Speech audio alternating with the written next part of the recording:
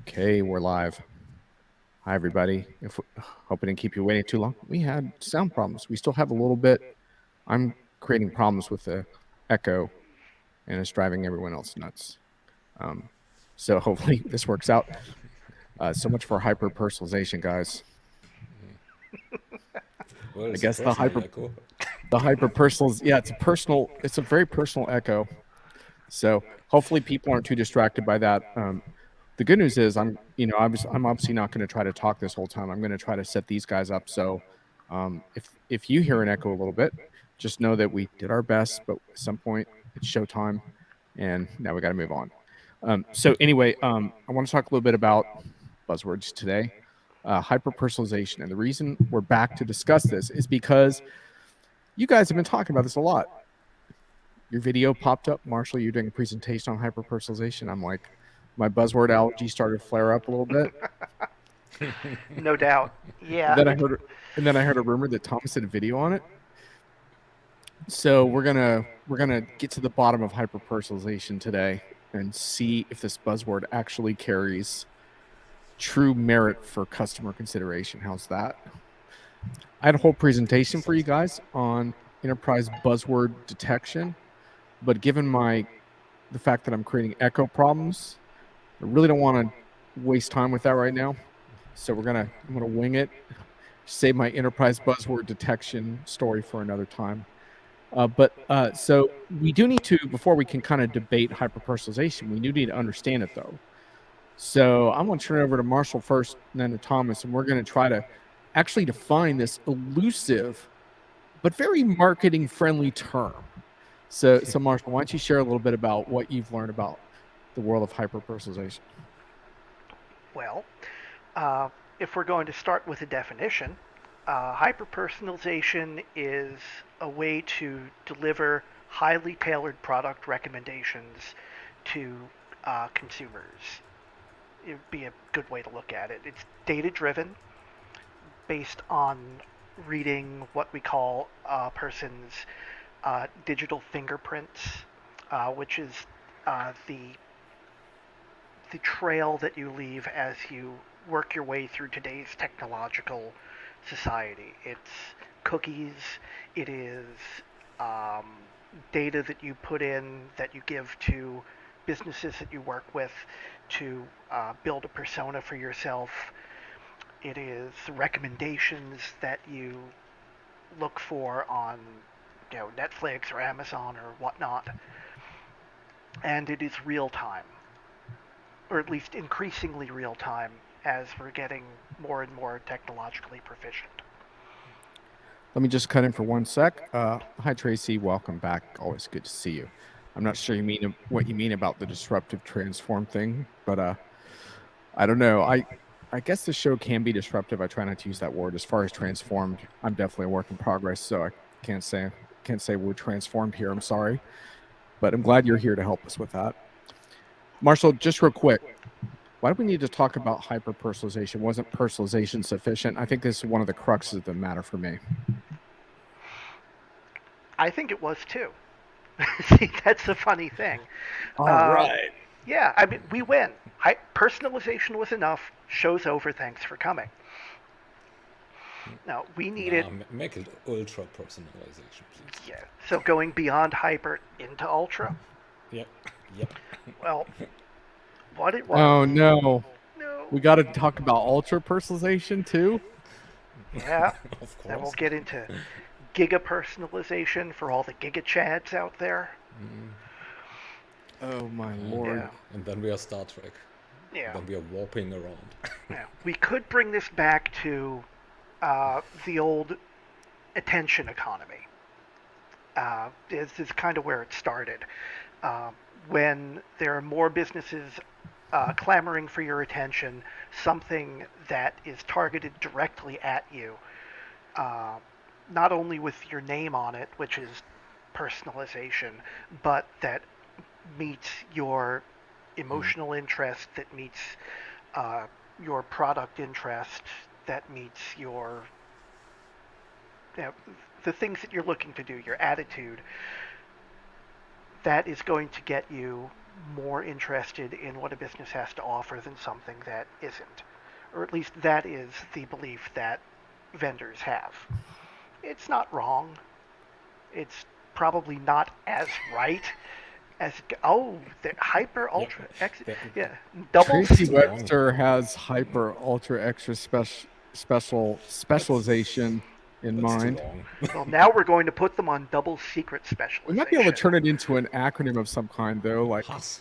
Let's HUA, get blah, blah. Hus. Do I need to get my BS button going here? Yeah, go for Absolute it. bullshit. Word. No. Uh, I yeah, think well, one of the reasons we've got hyper personalization is because products march on and personalization wasn't enough. It was considered to be too rough, that something was only targeted to your city and not your zip code, or that it was targeted to people who are interested in a general type of movie or TV show and not one that is that has like 10 different things that you're interested in as opposed to just a broad overview. There's always this drive to get deeper and deeper into an individual's pocket because the idea is that it creates a better experience for them. And we've all in the industry decided that experience is what rules customer interactions. And you can say yes or no to that, but that's where we're at.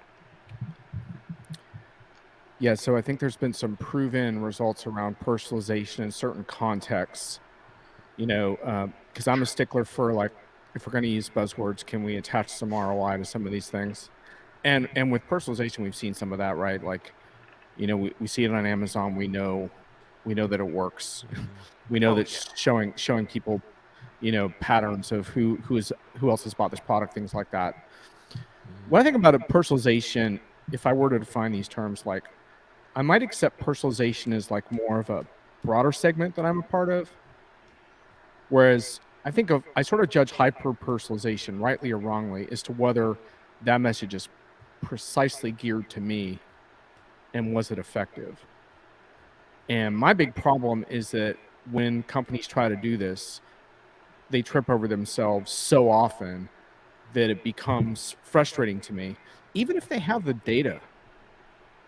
Because a lot of times when you look into this, the marketers tell you, well, it's not working because there's not enough data. They don't have the data. They need to get more opt-in data. But my experience has been that even companies that have a hell of a lot of data on me don't do a very good job with this yet. So I find myself wondering if this is worth it, because I don't know about you all, but I get very alienated when someone tries to hyper personalize something for me and totally fails. It actually makes them look more tone deaf. Whereas if they had just stuck with a general segment, I think it would have worked a lot better. So for example, today in the mail, I got a thing for one of my credit cards. It was like, oh, activate for a reduced rate. They didn't try to say like, hey, John, we noticed you've been buying this or that, and you're going to want to buy a hibachi grill this summer or whatever. Like, they just stuck with like a generalized offer they thought I might be interested in. I'm like, yeah, that's cool. But if they had tried to do something more specific, they would have fell on their face and irritated me. And I think, to me, that's sort of the question, is like, how do we? I'm not going to deny that hyper personalization could work, but it seems like a long journey, right? Because, like, I was just thinking about my Alexa devices. I've had them for 4 years. I don't think I have had a single time when my device actually proposed something for me, like on their side, like, hey, you might like this, that actually worked. And they have so much data. I mean, they're listening to me right now. They're listening to me all the time. Like, so You'd what do you think think they'd of get that? it right. You would think that, but you still run into situations like every holiday season. You're going to be buying gifts for people, assuming you're not a complete recluse like I am. And then, having bought those gifts, say you're 80-year-old retiree down in Florida buying stuff for your grandkids. And yes, I know that's a stereotype, but go with me here. You buy a bunch of Xbox games and PlayStation games for kids. shooters, flight simulators, whatever it is they play. Having bought those as gifts, those irrelevantly personalized things are going to show up as recommendations for you. Hey, old man Henderson, would you like to buy the Call of Duty 12 or Grand Theft Auto 96, the return of Grand Theft Auto. These games were never for you in the first place, but because you stuck your credit card information in and bought them from a particular retailer, now everyone thinks this is what you want. We all had that experience where you just go looking for some clothing online, or even better, you buy a piece of furniture that you needed, and for the next 3 months you're getting ads for the same piece of furniture. How many times do I need a couch? Yes, you've personalized my ads successfully. You've also pissed me off because you aren't understanding my needs. You're just trying to climb into my pocket. That's the main problem, right? So there are two problems actually with it. One is they are working on the wrong data. They're working on outdated data often. And the second is that they are having the wrong interest in mind. So I can run with the granddad who gets the ad for his grandchild, because granddad every year buys this game for the grandkid. But in general, what they are doing is they are building treasure troves of what Ralph usually calls smelly stuff. So of data that gets older. How did you name it? Sours like milk, right? In another context. It ages like milk, not like wine. Yeah, right. So, and instead of using more in-moment data, which would help in personalization. Because if you're in moment, in context, along with the real-time abilities that we have now, then you actually can serve up some information that I actually want. If you want to serve it up for me. Yes, I think you're onto something exactly right now when you both emphasize the real-time aspect, but I want to juxtapose that with what Tracy said. Oh, by the way, you made her laugh out loud, Marcia, with the Grand Theft Auto example. I am very happy to provide laughs. Tracy says, am I just old? I don't like it when technology serves up something I've heard and it discerns I need, like when Facebook shows something in your feed after I just talked about it, even though they aren't listening. I find it creepy. And so I think the real-time factor has to be juxtaposed against the creepy factor. To give you one quick example of that, I was searching on eBay for these shirts I wasn't able to find locally. It's kind of a stupid thing. It's like a Hanes undershirt. It's not like, getting a little personal here, I guess. But anyhow. Is it hyper-personal? It is kind of hyper-personal. But so I do the search on Google, and 30 minutes later, I get the first relevant personalized YouTube ad I've gotten in about a year of watching YouTube, which is an ad for T-shirts airing before the video. But so that was, to your point, that was real time. And it's not quite as creepy because it's still on the Google platform, right? It's still a Google property, so it's not like there was some data exchange between third parties. But it still gave me the creeps a little bit. It's funny. It's like I know Google has all my data all the time anyway, but it bothers me a little bit. So I think there's that interesting tension, because you're right. It did sort of strike me because I was like, yeah, I do need T-shirts. But then I was also like, what the fuck? Like, I think we need to distinguish a bit between ad tech and martech here. So what you're talking about is advertisement, right? So yeah. The real-time personalization, in my eyes, happens best if you're sticking to the marketing stuff. So staying on premise of that side, and serving me information, not advertisements, information, content that is relevant to me and not that is relevant to them selling a bit more of something that I may or may not want. So there we are a bit in the area of journey orchestration, journey analytics as well. But we really should get out of the ad tech market there. So ad tech isn't just it. I mean, we all can come up with dozens of stories. My best one is when I purchased this microphone I'm just speaking into. Of course I researched it on Google. Then I went to some Amazon reviews. And then I went to the manufacturer site and bought it right there. The day after, reading an online newspaper, I got 13 of 16 advertisement slots filled from one vendor, from one retailer, filled with ads for this very microphone. Tad late. Sorry for them, they spent probably $50 or $100 on advertisements that got served to me. So, hi Irid. By the way, I just talked to Irid just before this. Hey, Irit, how you doing? Thanks for joining. Yeah. We'll get back to your comment. She asked me to convey best regards to you. Oh, thank you. Publicly done herewith. Publicly done. Okay. So the echo's still kind of annoying. Sorry about that, folks. But I think I do need to go through, and I want to present this to you. I did this through an emerging enterprise no-code solution that you should all keep an eye out. It's called a Sharpie pen.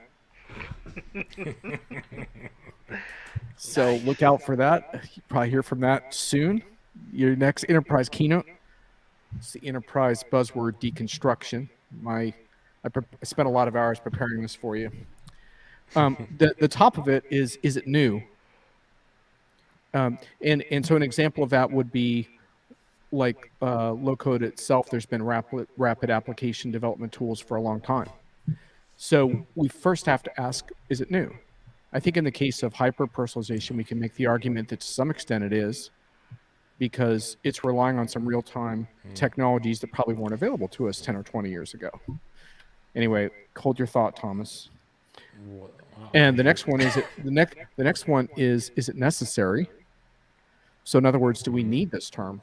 So that gets back to personalization, right? So I'm not sure if we've clearly established during this program whether we need terms beyond personalization or not, whether we need ultra personalization, hyper personalization. So I think we need to, go back to that a little bit as far as what terms do we actually need. Is it accurate? That's number 3 there.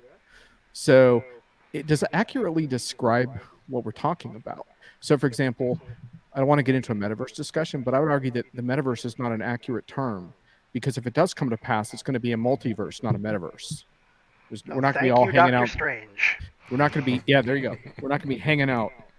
The next one is what the hell, or definition. So in other words, like, how are we going to actually define this term, which I think we did a pretty good job of with Marshall. Then, is it relevant? Is there ROI attached to it? Are there viable use cases? I think those are really important points to me. Let's get specific on those use cases. I think Thomas made a really important distinction between sales and e-commerce per se versus marketing. So that's a really important point as far as which use cases may be most viable. Do customers use it? And that's kind of a two-parter. Do customers use it, and do they actually use the friggin' word? Right? So, like, should we stick with plain English when we talk to customers, or are they actually using the term themselves? So you think of a word like enterprise customers or consumers? Well, we have an enterprise audience here, so let's stick with that. So in other words, like a word like leverage, you might just be able to use the word use in most cases. And then the final one is it an overreach? In other words, does the buzzword try to accomplish too much? And so that's my little buzzword deconstruction game. And I think it's worth considering a few of those points. And, so for example, with overreach, with metaverse, for example, one thing that bothers me the most about metaverse hand wavers like Accenture, sorry, Accenture, but you do it, is lumping things like digital twins, which have been around for a long time, into an umbrella term like metaverse to give it credibility. To me, that's an overreach because it already existed, right? So I think thinking about it in these ways, and this is not a definitive guide, this is back the napkin stuff. My no code wasn't completely finished at airtime. I think thinking about it in this context, I think helps us to kind of think about why are we using this word in the first place? So you guys both had comments on that, so let's hear your comments. Thomas, you were the one that got cut off first, so Yeah, why let's don't see. you You go got first? cut off. You got cut off around. Is it necessary? I think you were hung up on that one, right? So as a word, there's only one audience or one group of people who I can think of that deem the word necessary. And these are the marketers of such tools. That's Right. Bingo. For all the Yeah. other ones, this is Right. goes to the bingo stuff, yeah. So, yeah, right. So this, We do have the correct answer there, Thomas. Excellent. The marketers feel it's appropriate, but that's not going to be good enough. That's not good enough for our discussion today. so we are running out of prefixes to words. We are. Came from super, mega, giga, hyper, ultra, perhaps, and whatever. So the only group that needs it is the ones who want to sell this stuff, whatever stuff this is. Talk about hyper automation, yeah, same thing. Mic Right. drop, well, what? My mic? Marshall, you had a So- comment. Marshall, you had a comment on one of these as well. I'm not sure which one, but Probably a few of them. okay. I may as well start with new. Hyper-personalization or some degree of personalization beyond the basic isn't new. It was a topic when I first started covering CRM stuff back in the mid 2000s. It was, I mean, don't get me wrong, it wasn't at the level that we're talking about now, but it was there, and even at that point, we were talking about that the creepy factor of being too personal with a customer too soon or about the wrong topic. There was a famous one. In fact, I will blur the details, not only for privacy, but because I don't really remember them, of a parent who found out that his daughter was pregnant because of ads he was receiving from a local pharmacy. You know, congratulations, you know, we know that your event is coming. Here, some diapers and you know, formula coupons and whatnot. And he had no idea why he was getting them. It was because the daughter had, well, bought some pregnancy tests and discovered she did not like the results. This is And, a you hyper-personal conversation, I think. Yeah, it is. This is And excellent. It sounds, you were it right sounds on really point. yeah, really inappropriate, right? But Not on my it was- show, thankfully, but otherwise, yes. Yeah, but things like that, where yeah, it's personal and personalized, but it might not actually be personalized for you, because sometimes there are more than one person using an account. You know, it was there then, it's there now. It's just stronger now. The concept is there for ages. I mean, in the 80s we called it one-to-one marketing. Just we didn't have the technology to really become one-to-one because it Yeah. didn't scale. Right. Poor Peppers and Rogers, they were ahead Right. of their time. Yeah. Right. So in some ways, it's not new, but I do think that when you want to talk about real time, there is an argument that its time has come, whatever you want to call it, that at least some of the technology allows it to happen.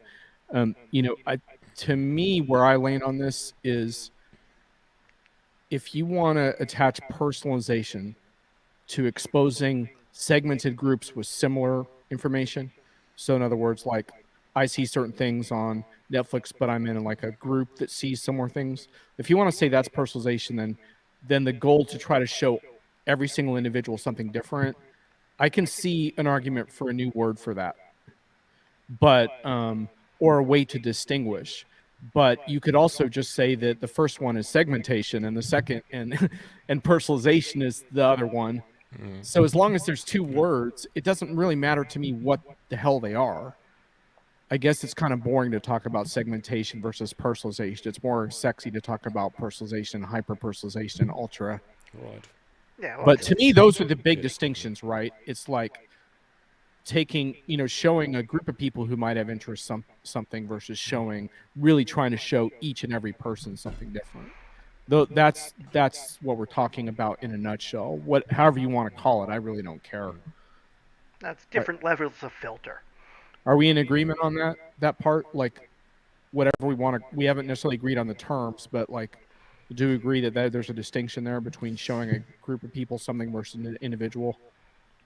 I think we're there. Yeah. Yes, that we are there. So Okay. we might not like the word, but that's fine. Yeah, and I'm not necessarily saying that hyper-personalization is the proper word for that, but I think that's, if you want to talk about that, I'm good with that. If you're then going to add that there's ultra and stuff, then you start to kind of lose me a little bit. Yeah. Brian, welcome to the show. I'm sorry that your Hey, paradigm Brian. shifted. That can be difficult. I know you were driving earlier. I hope you were able to pull over. I mean, from a wording point of view, personalization already says it, right? It's not grouping, but Yeah, personalization. Yeah. I would tend to agree with you there. Yeah, how more personal than personal can you get? Right. Irit says, it sounds like you all agree that super personalization or whatever we call it would have been great, only no one is getting it right. I wonder if B2B being slower would have been more accurate than B2C. So a couple things. I actually, I'm going to save this towards the end of the show because I want Marshall and Thomas to share some tips with us first. But I have a different framework for thinking about what I need from personalization. So for me, I actually, for the most part, I don't want companies to try this on me. I don't want them to try to outsmart themselves with my data, but I may be in the minority there. But the one thing I do want to say is that even though a company like Amazon that has in 4 years struggled to have its device do one thing that is actually personal to me, that resonates, they have accomplished step one, which is they do have the data. You do have to have the data, and you have to have the consumer or customer's willingness to share that data, right? Now, you can make the argument that I'm playing it fast and loose, allowing these corporate devices to listen in on my environment. But the point is, I've allowed that to happen. So there's no hope to achieve personalization or whatever we call it unless the opt-in data aspect happens, right? Because the data is fundamental to getting this right. Now, the big question is whether even if you have the data, can you do it, especially doing it in real time effectively? That to me is the question. What do you guys think of framing it that way? That's a good framing. And for what it's worth, I'm probably in the same boat as you are, John. I do not want to be personalized to that much. I think there's a class of consumer. I haven't really defined them yet myself, but there's a people, I guess, like us, who want to find things themselves. I want to do my own research. I'm not just going to click what shows up in an ad. In fact, I'm less likely to trust something that shows up in an ad because I've fallen into that creepy level of personalization that we've been talking around right now. Yeah. Other people, not so much. But according to a McKinsey study from, I don't remember when, I think might have been 2019, what personalization and hyper-personalization and giga mega micro personalization does reduces acquisition costs. Maybe not for you and me, but in general, it can make it as much as 50% cheaper to get new customers. It's kind of a big deal. Yep. Yeah. Giving the right information helps. But Yeah, do we want to give that information? Right. So just to make one quick distinction for our discussion today, like from my point of view, I might object to the term hyper-personalization, but I don't object to the idea that some personalization strategies do work from a financial and business perspective. Yes. I don't disagree with that. Same here, yeah. Yeah. The question becomes the overreach thing that I talked about at the end there. Like, I see businesses overreaching with these things all the time. That doesn't mean that they don't work. That's a huge distinction between the two, I think. Right. You- But we you do all tend have- to look at the mistakes as being Yes. that much more noticeable because of that. Sorry for Yeah. talking over you. No, that's fine. It's a free for all in here. Tracy's saying the number of scammers are so high that when they call and start asking questions, my walls go up. Yeah. It's hard to answer the phone these days. You just never know what you're going to get. Now, I asked you all to prepare a few do's and don'ts of personalization. And the way my show works, I like to try to start negative and then look for the positives. So when we think about the don'ts of personalization, I think we've covered that a lot. Did you have any others that you had prepared ahead of time, like don'ts for companies trying this that we haven't discussed? All of mine, basically. No, nearly all of mine, basically. Do you want Just to looking at. do you want to go through them, or are there any that we missed? Yeah, we can just briefly go through them. So I'm a bit more geekier than you right now. So Oh, I you went prepared- fancy. All right. I went fancy. Let's have a look at the first one. So the first one I We think had to is transition and everything. Uh-huh. This guy knows his Ooh. shit. I love this. Wow, Uh-huh. Thomas, Well, you are classing it up. This is awesome. boys and their toys. Eh? Indeed. So I think they are often asking for too much too soon.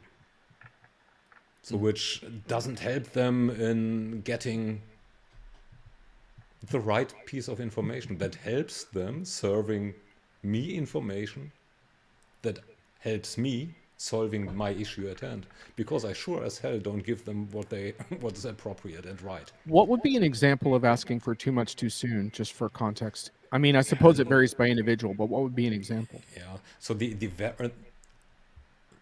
easiest for all of us in our industry is some sign up pages, yeah, or some download barriers. Yeah. When they are asking a gazillion pieces of information that Right. I'm not willing to give, and guess what? They get bogus. Yep.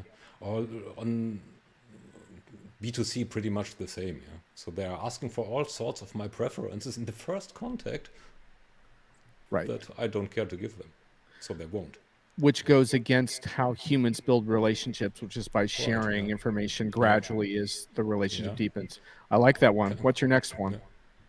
The next one would be, so just stay here on that one. The next one would be they are confusing value for themselves with what is of value for me. So this is something that ticks me off. So, well, you want to sell this bloody mic, so nice. This is valuable for you, but not necessarily for me, because I might have already chosen another one. So there are some change in the thought process needs to happen. Coming to that probably a bit later. The Yes. third one is, and that one really ticks me off. Yeah. Oh, yeah. So I had one example of that today and one a bit earlier. So I get briefly into both. So the one few days earlier, when getting to their site, was a European, a Swiss company. They popped up this, meanwhile, mandatory data pop-up. Say, okay, so we are selling your data and you can't contradict. What you can do is, in brackets, so this is now pretty much in quotes, you can research the email address that we want you to send the contradiction email to. Oh So boy. what the, yeah, right, what the, was my thought. So of course I researched that and replied pretty much instantly. So you can't do that. That ticks off your customers. And the other one was, was basically today, they basically say we collect and we don't give you the choice, which in Europe for EU customers like me, or EU persons like me, even if I'm residing in the US, is illegal. Plain as, it's just illegal. Did you call the police? No. That would have been awesome. But My name is but I- Thomas Wieberneit. I'd like to report a crime. Yeah, yeah. There is a dedicated inbox for that one. Absolutely. Yeah, so, Yeah. well, what I It's did is called I informed trash. I called the vendor. No, it's actually working. So I informed the vendor. Yeah, so well, this can't be done. Right. And the fourth one goes into basically it again. So it's they collect for collection's sake. Right. This is the distinction between big data and smart data, Yep. which comes pretty much into picture here. These are my don'ts. And Those they are good more ones. process than technology. Those are good ones, and thanks for the high-tech experience. That was Yeah, super. That was most excellent. That will work really nicely on Geeking out replay here. as well. Yeah, No, thank you I'm for that. impressed. Thank you I'm for too. that. While we're on the been subject the of first time. while we're on the subject of don'ts, folks in the chat, feel free to chime in on those. Those were really interesting. Marshall, did we have any from you that we hadn't covered yet, or did we get to them all? That covered most of them. There's one that springs to mind that, again, it's very consumery, but it is important to consider, and that is things like stereotyping, where you are targeting ads to someone based on something else that they have done or looked at or bought that they do not necessarily want to be associated with. For example, I am not a thin person. Even when I was in good shape, I was not a thin person. So I tend to buy larger sizes. If, after buying something in a larger size, I start getting ads for gym memberships and weight loss programs, I'm going to be a little pissed off. Right. Because you are making assumptions about me that you do not need to make as a business to get me to pay attention to you. In fact, you might be insulting me. That goes beyond being irrelevant and to being inappropriately personal and for the wrong reasons. It's badly mistargeted, even though the data points you in the right direction. But other than that, yeah, I'm with Thomas. He mentioned, the irrelevance, the excessive retargeting is a big problem. And they'll tell you, oh, we would never sell your data. Sure, but we'll give it away to anybody who asks. I've run into that myself. And that just ain't cool. The big problem, another big problem is getting the balance right. And I guess that isn't really a do or a don't, but it's, finding the limit. Because the best personalization is the kind that you don't quite notice. It's when it looks like it's a coincidence. I was, just looking at something the other day and, oh, here's an ad for it. Or even better yet, here's an article about that topic. And that makes you want to look. What doesn't work as well is when you browse a particular topic or click on an ad and then you get, the torrent of 30 other competing ads. As I said earlier in the show. You buy one couch and are offered 10. Irit makes a point. Irit makes a lot of good points. We should probably invite her. Yeah, I'm going to read this. Maybe don't necessarily assume that the data you have is correct and verify before using the data, which potentially will make it less creepy. Irit, I want to make one clarification there, which is for me, what you're describing. Actually, what feels creepy is what I described earlier, at least to me, which is when I'm shown something that is very accurate, but it feels like someone's basically been spying on me and tracking my every movement. Like the extreme version is kind of like, hey, John, you hungry right now? We know you're in a hotel room alone. You want to order pizza? Like that's a little too much for me. So that's really accurate, but that's creepy. What I think you're referring to, Irit, I call tone deaf.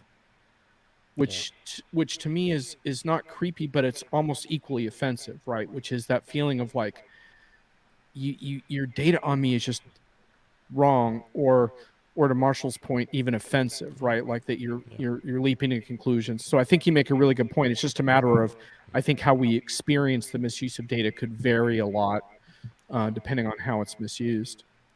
I want to The ask these data guys a might be little. very Oh, well sorry, Thomas. correct. Go ahead. The data might very well be correct, accurate even. Just that the conclusions, the reasons for, well, well, the reasons why this data is correct. Taking Marshall as the example, well, he is a big guy, yeah, but that might not be because he is just a lazy bones and sitting on Right. his chair doing office stuff the whole day, but might have totally different reasons. Right.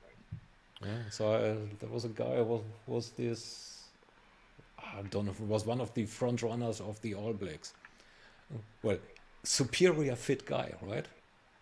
130, 140 kilograms of muscle. Well, he got weight loss at Yeah, Yeah. it's weird. A lot of professional yeah, athletes, if you yeah, judge them Yeah. by BMI, are yeah, obese, fat, and obese, that's a yeah, big Yeah. lie. They got yeah, no fat on them at all, but the yeah, numbers. Well, he might have needed to lose a half kilogram. You never know. Oh Um, no! but so I want to discuss one more thing, which I've written about on Diginomica, and I plan to return to because it's something I feel really strongly about, which is what I juxtapose as like the wrong-headed AI, artificial intelligence approach to personalization versus the classic approach that works, which is super user configuration. Just to give you one example of that, the most personal experience in my home is asking my Amazon devices to initiate routines which play different genres of Spotify playlists that I have painstakingly constructed myself. That is extremely personal, but it's because I was empowered to create and configure that. Now, what companies don't like about this is because a lot of consumers don't have the time or interest in getting under the hood and configuring 10,000 song playlists and setting up routines on their device because the routines don't happen. You have to configure them, right? And so what companies want to do is they want to take that away and let AI take care of that for us. And a classic example of that, and there are many, but I can just give you, if you're a super user type like me, your features are always being taken away, especially on the big free services, right? You look like the fall of Google Reader is just one of many examples, but one that I will point to is Netflix. I spent really a ridiculous and almost absurd amount of time configuring my list of things I wanted to watch, which I had organized by genre and various things. And Netflix eradicated that in favor of an AI-driven list. well, they know better than you. So they do. They think they know better. My Netflix viewing has gone down about 90% because Netflix is actually pretty good at showing me stuff that I might be interested in, but my list was my thing. That was my one spot on Netflix where I got to control what I saw and order it in such a way that engaged me. They thought their AI could do that better than I could, and it It's like can't. they're telling you you were wrong.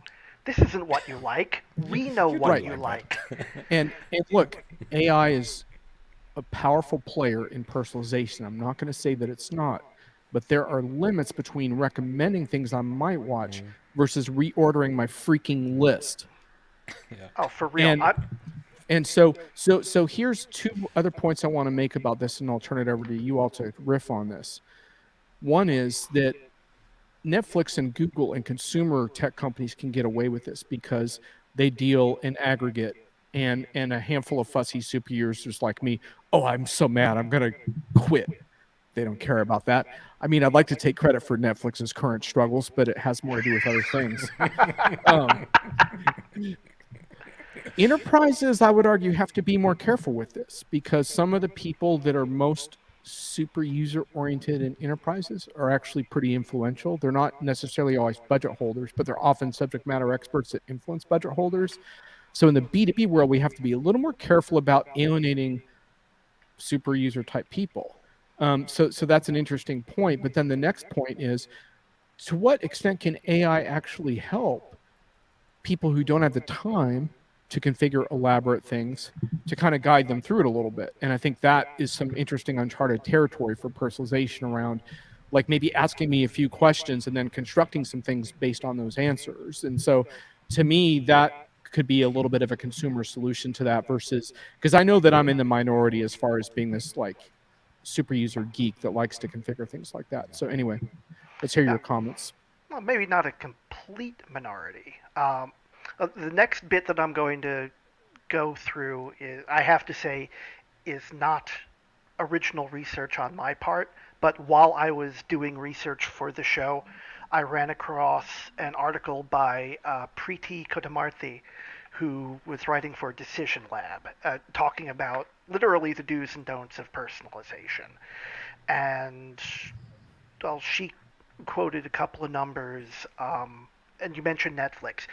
She said 75% of content watched on Netflix is based on the platform's recommendations. Similarly, 50% of listening time on Spotify comes from personalized playlists created using technologies like that. YouTube videos, 70% of time, they're coming from AI-based recommendations. Amazon, 35% of products are recommended by the algorithm. And yes, I did just read that pretty much straight from the article. I apologize, but they're absolutely... No, that's great. Yeah, they're straight on. I'm pasting it into the chat. Most of our destinations will see the link. Yeah. If not, you can search based on the article title. Yeah, That spot on. Yeah, it is. This is personal. The do's and don'ts of personalization in tech is the actual title of the article. And all of the things that are mentioned are things that... sorry, having trouble with words today. The reason they work so well is the super user issue. These are cases where the user wants the personalization. There is going to be back and forth. There is going to be fine-tuning of that personalization. Where it doesn't work is where businesses try to slide into someone else's personalization, trying to capture people who are on the fringes of a particular market and fail. That's where we notice. It's where the friction is. I will say that YouTube in particular, I would call out as a high point in this. I mean, they are amazing to me. Now, they don't try to force me to watch one thing, but if I load up the full screen, there's going to be some stuff on there that I'm interested in. I mean, they nail it. And they don't overreach in the sense that they don't try to force me to watch one thing. They show me a bunch of stuff, and they always have something on there, like always. And the recommended stuff is always like right there. They're very sticky from that vantage point. I think they're about, in my opinion, they're about the best in the business for that kind of thing. Erit's got a question for you all. Would you see the use of intent data and then approaching people with subjects related to those intent subjects as a personalization if you add some specific business info, or is it an automated config? Just leave it up. So I think that is personalization, because we are coming from my intent, right? I took it down because it's covering your face, but now you're not missing much. We'll switch this for a sec so we can see your face while you read it. So they are using my current behavior to derive an intent and create an action out of that reacts to this intent. This, in my eyes, is, well, if it's fitting, the perfect way for personalization. You're using in-moment data, you're using contextual data to provide me something right now. If you do it right now and not 2 days later. Brian's had his paradigm shift, I think. He says, I think you guys should examine the recommendation problems I encounter, as most sites assume I want more stuff like the gifts I bought for my dad and mom. I'm getting some of the most pointless, irrelevant suggestions possible. Brian, that's what happens when you come to the show late. I think we spent the first 20 minutes talking Yeah. about awkward pregnancy gifts and stuff like that. Yeah. uh, This is it is one that I've run into. Yeah. it's well trodden territory, but Yeah. to the point, it does hurt. I think it hurts brand loyalty and perception, and I understand why Brian gets frustrated with it.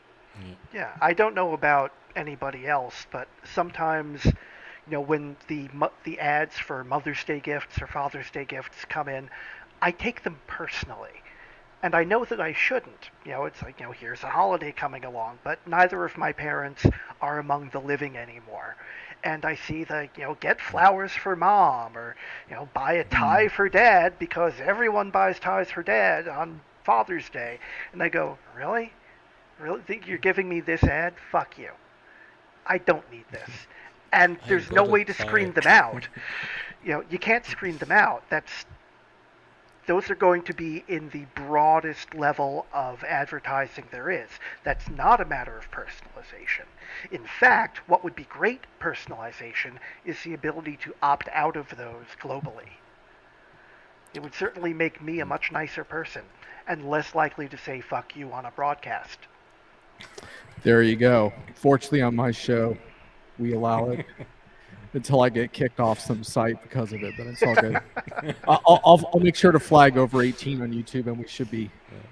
Good job. Not safe for work. I hope that YouTube doesn't show hyper-personalize our video to 16-year-olds anyway. So,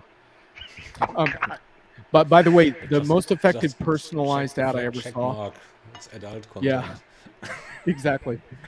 The most effective personalized ad. This isn't true personalization like we're describing, but the most effective, my favorite of all time. And it comes up because I got to go to Orlando for a couple shows this fall, and I'm dreading it because it's my least favorite destination.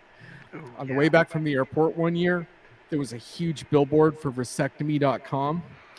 And I was thinking, like, this is absolute genius because, like, you got the, heading to Orlando, it's all fun and excitement, but on the way back, the kids are sleep deprived. They're going through sugar withdrawal. They're crying and screaming.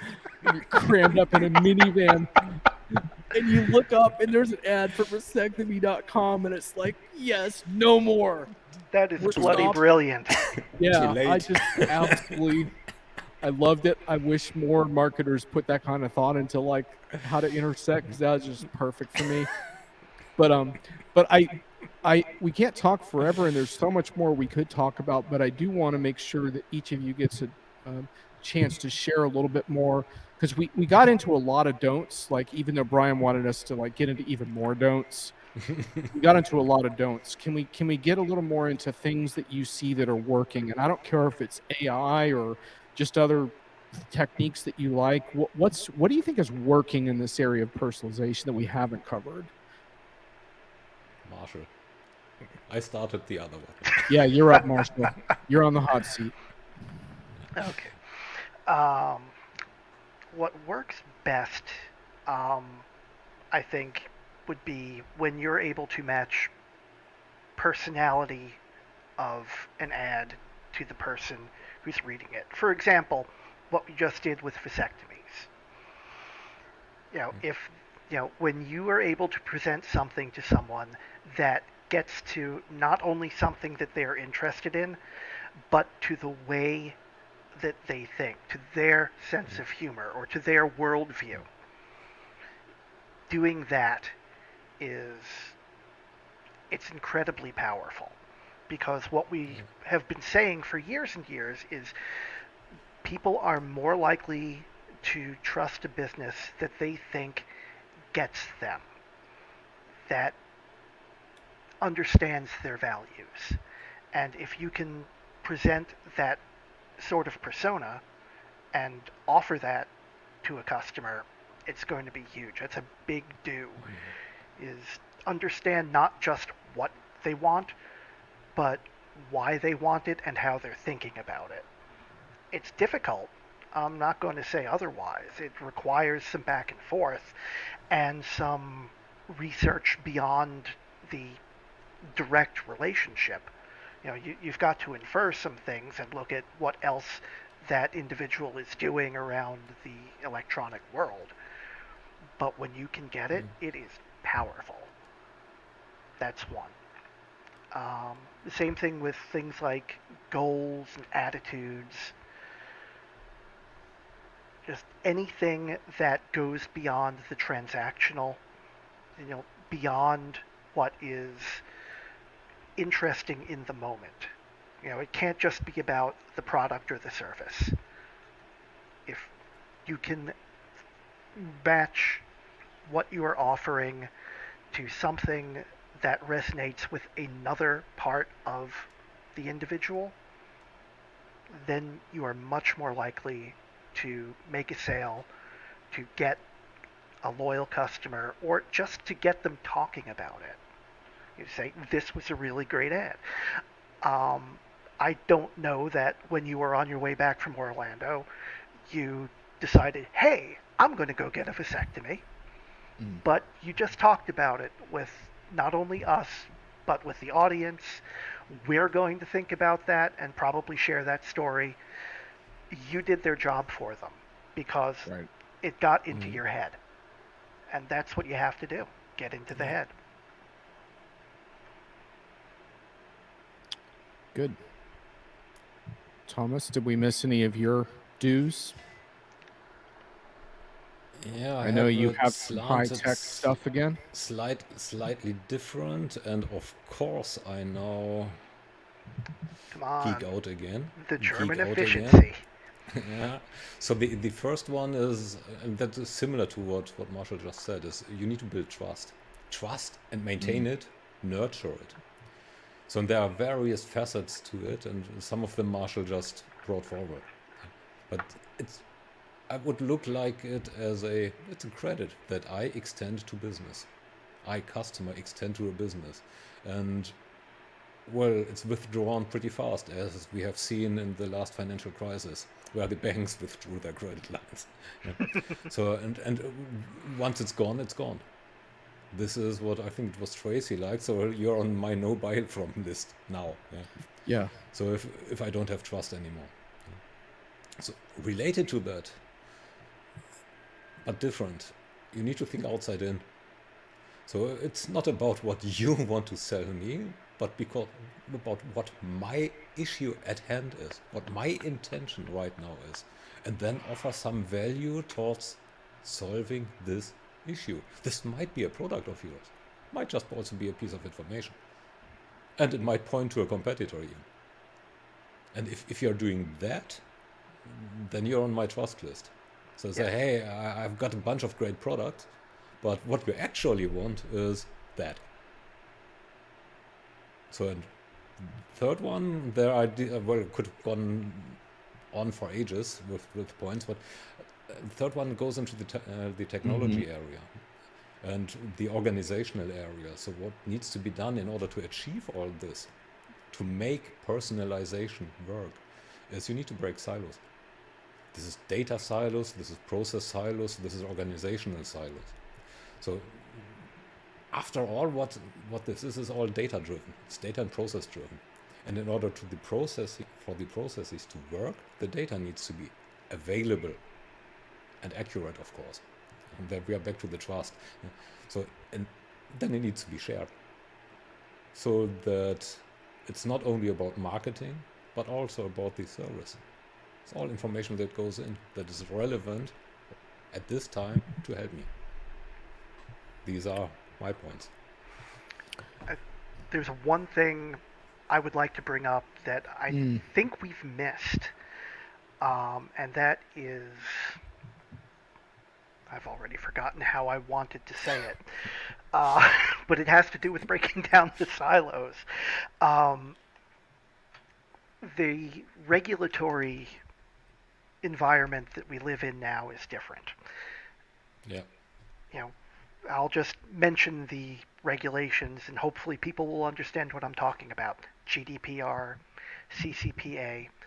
It is a lot harder for marketers to do the things that we're talking about them doing when third-party cookies are going away, when customers are, in theory, being given better control of their personal data. What needs to be done, you have to make them want to give you that information. And that relates back to what Thomas said about trust. It's not something that you get in one big block when you meet for the first time. It's something that grows over the course of a relationship, just like with people to other people. And yeah, I there is no one solution to it, but in the data environment we're in now, you have to be very circumspect about how and when you collect each part of data. In fact, I saw an ad today, just today, from uh, Norton, the antivirus people, for their Norton 360 product with LifeLock. And, well, I'm not going to go through the whole ad, but they were doing things like showing people saying, the online yoga program needs information on my tax returns. You know, why do they don't need that. Or, yeah, this mobile game wants my social security number to unlock the next level of stars. And people just share that information. Those days are gone, and there are products protecting people from their own stupidness. Stupidity, that's the word. English. You'd think I grew up speaking it. But that is another issue. Breaking down silos is difficult when we are making thicker walls at the same time. It requires a different approach. Yeah, those are really good points. As we wrap, those of you who are with us in the chat, if you have final comments or questions, please get them in now. You have kept things lively, as I was hoping, counting on you to do. So thank you for that. You know who you are, but I really appreciate you being here. I did want to comment a little bit on this issue of trust, because I think you did a great job hitting on that. And to me, companies could do much more around transparency around how they use your data and Yes. allowing you to opt in and opt out. It bothers me a little bit when the consumer companies show me that, because I can always tell they're doing it because they were required by law to do it. Yes. It never feels like, hey, we're voluntarily wanting to build trust with you. It always feels like, hey, we're covering our ass. We have to show you this thing as a one-time pop-up. And It's like the safe harbor statement. And I think SaaS companies in the enterprise space need to take a page here as well, because they are very dependent on opt-in data in a variety of ways, including aggregate data that becomes very important, not only for their own stats, but also to share with customers around trends and metrics. We're going to see a lot more of that. I'd like to actually see, now that shows are back, by the way, you may want to check out my scorching post on Diginomica about hybrid events, but that's another topic. But now that shows are back in person, I'd like to see a booth where you could come and talk to the vendor about how they're using your data, and even allow you to opt out or opt into certain things on site at a conference. Like, let's do this. Like, let's have conversations around how we use your data. Let's be very open about it. Like, to me, that's a big part of trust, is openness and volunteering that stuff. If I have to chase you down to find that stuff out, it's not reassuring to me.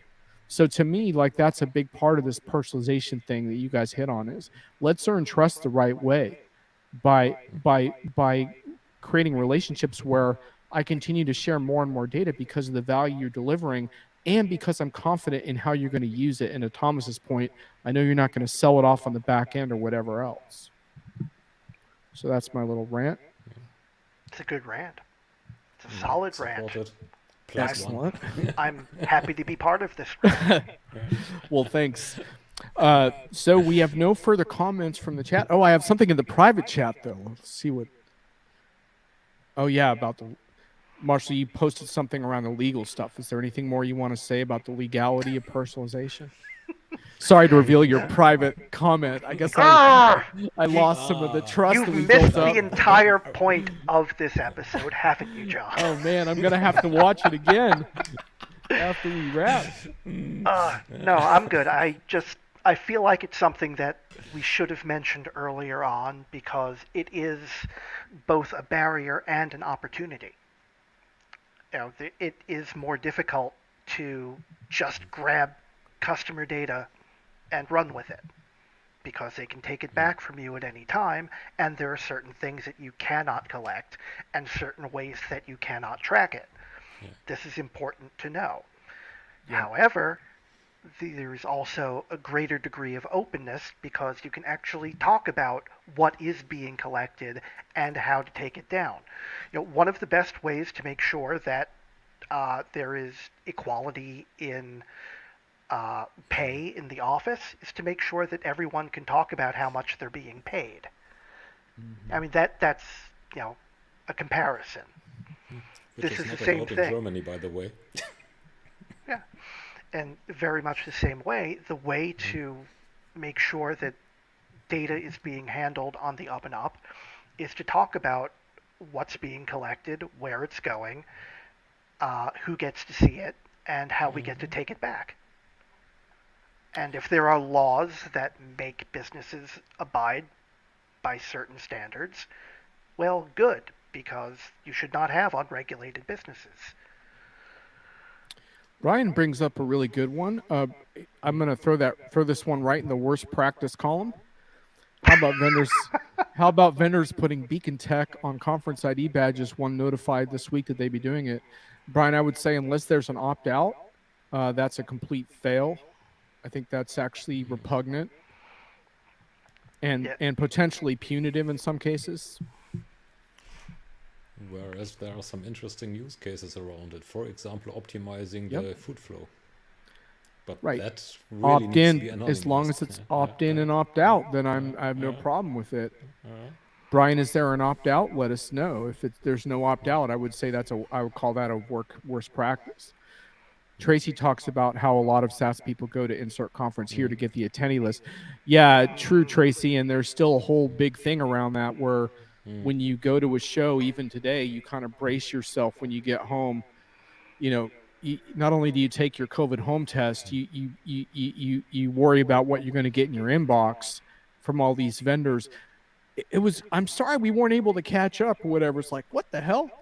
There's a reason why we didn't catch up. We had no appointment. You just grabbed my name from the list. Now you're spamming me. Like, that's why we didn't catch up. It's like that was intentional on my part. Tracy's not a fan of the beacons. Just so you know, you will never have to wear a beacon to watch my show.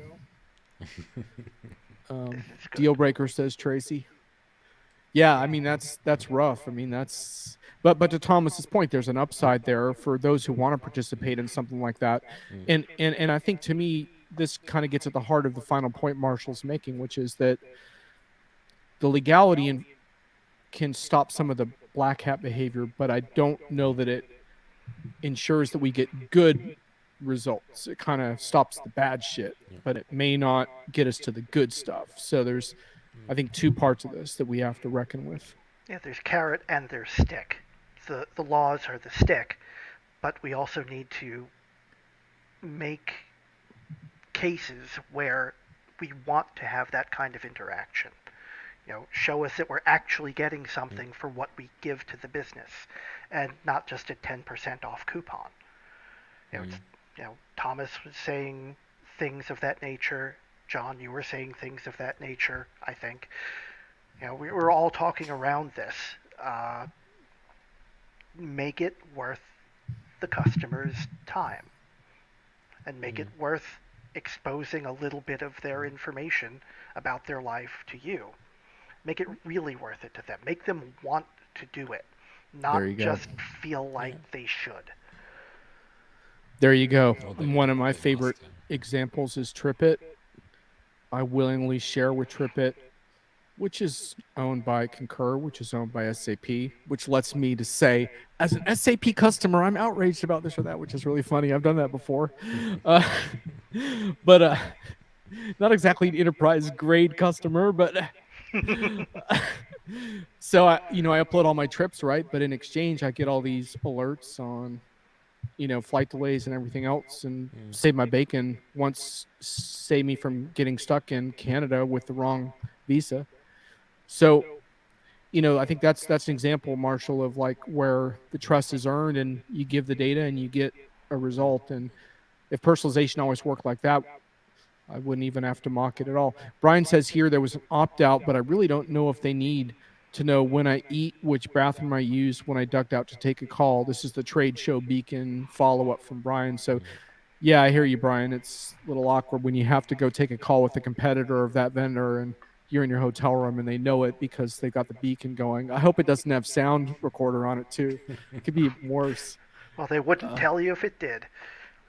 You know Alexa's listening to you right now, right? Oh, 100%. Yeah. Yeah. You know, it's funny too, because I'll come home after a trip and I'll say to my Amazon devices, it's good to be home. And you know what I get back? Welcome. Sorry, I don't know that. Well, there's a Not- reason why there's no I'm Alexa sorry, device Dave. in my house. I I don't can't ex- do There will- yeah. I don't will I not don't be exactly any. feel particularly welcome at that point in my own home. It's good to be back. Well, Sorry, I don't know that. I'm Get like, a Open the dog. pod bay doors, Hal. I'm Get sorry, a Dave. dog, get a I'm pup. afraid I can't do that. This pup comes and is happy when you Yeah. are entering your house. well, I have to settle for houseplants right now, but my houseplants definitely appreciate when I'm home more than my Amazon devices. So guys, any final comments that you wanted to make? Short final comments? It was fun. Yeah, I had a good time with this. Big I fan, hope yeah. that we added more signal than noise to your audience. And let's do it again sometime. Yeah. Yep. Just to briefly Definitely. summarize for everyone, I'm going to give you my view and see if these two agree. My view is that we have some level of consensus that whatever you might want to call this is personalization. Can be powerful if applied properly with trust and all these other things. I think we've also got a general agreement that hyper-personalization may not even be a necessary term. I think we've really flagged that. We've really raised the question whether we need to use this word, which really gives me a lot of joy. And if hyper-personalization is off the table, then ultra-personalization is absolutely It's unacceptable beyond. at this It's time. beyond. Yeah. Or what did you quote that other one from the analyst firm? There's some other kind of weird personalization. Anyway, that's off the table too. Yeah. We could stick to personalization. But Yeah, personalization is good enough. Eventually, I'll personally probably enough. have you guys back around in some configuration. Thomas and I have been debating the metaverse and exploring use cases. I just got my Oculus headset gear here because I feel I need to wear it to criticize it. yeah. I keep on So- thinking I should do that, and then I realize, no, I don't want to. Anyway, I guess I should get over that. so thanks all for joining us. This show will come back on Friday afternoons. However, I'm heading for another show hiatus. The last one was caused by COVID, so you can blame the pandemic. But I will be back, folks. I will rise again, and it's great to have you all here. Thanks to my wonderful guests for all the homework you put in ahead of time to make this a great show today. Thank you. Thanks for Bye, having us. everyone. It's been a pleasure. Bye.